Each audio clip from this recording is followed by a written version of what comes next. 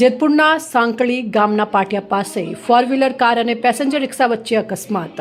સાંકળી પાટિયા four wheeler car આગળ જતી રિક્ષાને અડફેટે લેતા 7 વ્યક્તિ ગંભીર રીતે ઇજાગ્રસ્તોને જેતપુર સરકારી હોસ્પિટલ સારવાર માટે ખસેડાયા।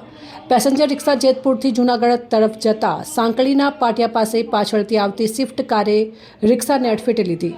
ઇજાગ્રસ્તોમાં પ્રતીક્ષાબેન જનકાટ 32 વર્ષીય, ઇન્દિરાબેન જનકાટ 4 વર્ષીય, લલિતાબેન જનકાટ 52 વર્ષીય કારમાં હતા, જ્યારે પ્રિયંકાબેન દુધરેજિયા 29 વર્ષીય, કિરણબેન ચાવડા 31 વર્ષીય અને પેસેન્જરમાં રિક્ષામાં બેસેલ હતા તેમજ ઇજાગ્રસ્ત થયા। ઇજાગ્રસ્તોની ગંભીર ઇજા હોવાથી વધુ સારવાર અર્થે જૂનાગઢ રેફર કરવામાં આવ્યા।